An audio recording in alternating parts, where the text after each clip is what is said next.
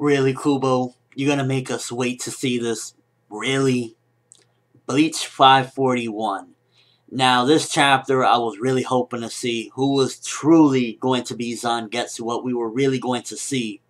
And that ending just like, wait next week. Or we might not even get it next week. Yo, if we don't get to see what the real presence is next week, I'm gonna strangle a zebra. I mean, like, seriously. Where? Come on, come on. So this chapter, for the most part, was mainly a farewell. Mainly just Zangetsu, well, Juha Getsu, whatever the hell you want to call him at this point. He pretty much was like giving an explanation to Ichigo that the only thing he really lied to him about was his name. This entire time he's really just been trying to protect him. And what I got out of all this, to be honest with you, is you know how Juha Bach is pretty much like the source of all Quincy. He's like, you could say the father of all Quincy, the god of all Quincy, whatever.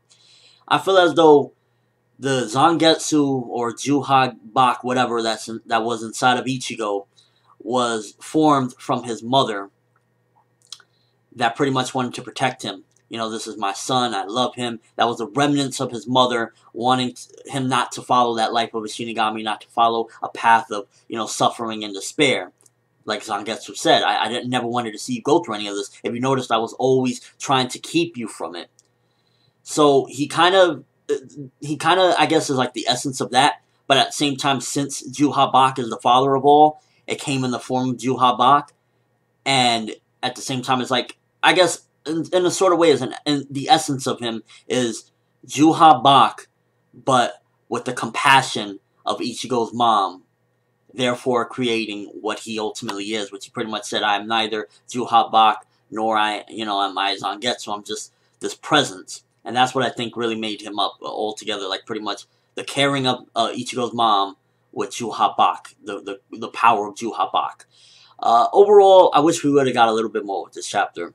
I'm not going to lie to you. I feel as though we really just got him saying, well, you know, I've been wanting to protect you for like 17, 18 pages. I feel as though we should have got a lot more. That's just me. We didn't really get much other than them two talking. It felt like there's not even really much to say regarding this chapter, except that Kubo did do some good as far as setup with this, because all the events prior really just show everything like, yo, whenever he needed the power, he would turn into a hollow.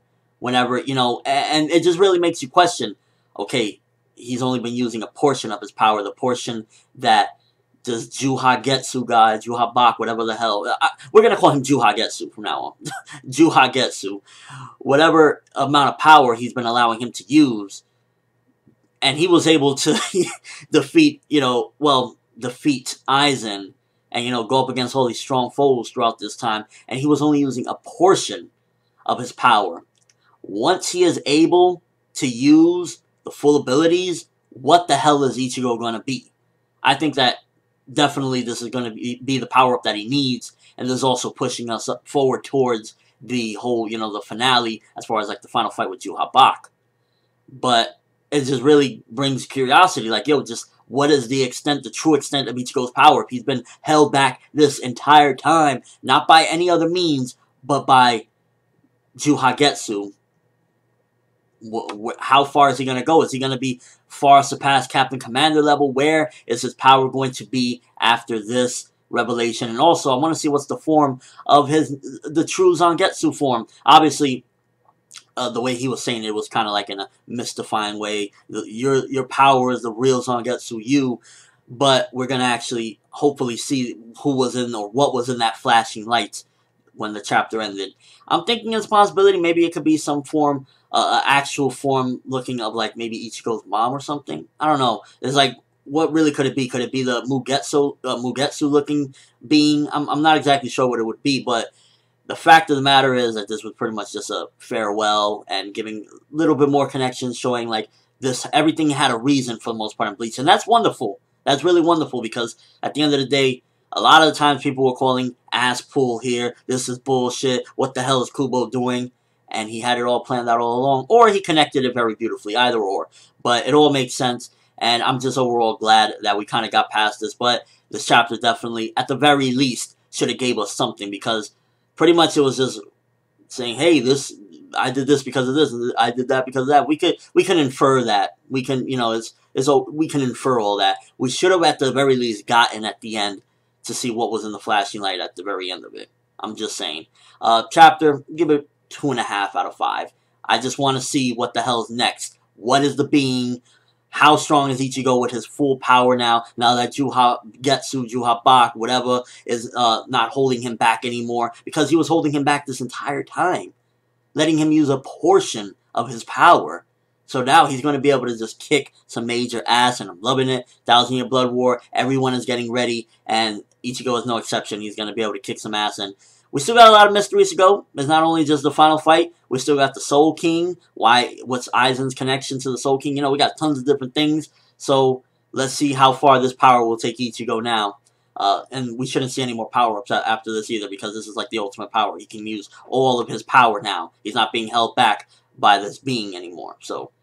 let me know what you thought of the chapter. Were you a little bit let down as far as like we didn't get to see who it was at the end or what it was at the end? And ultimately, it felt like we could have gotten a bit more than what we ultimately got in this chapter. But let me know what you think. Overall thoughts. Who is the true Zangetsu, or what is the true Zangetsu? As far as aside from, you know, yeah, that's Ichigo's real power, but what is the being going to look like?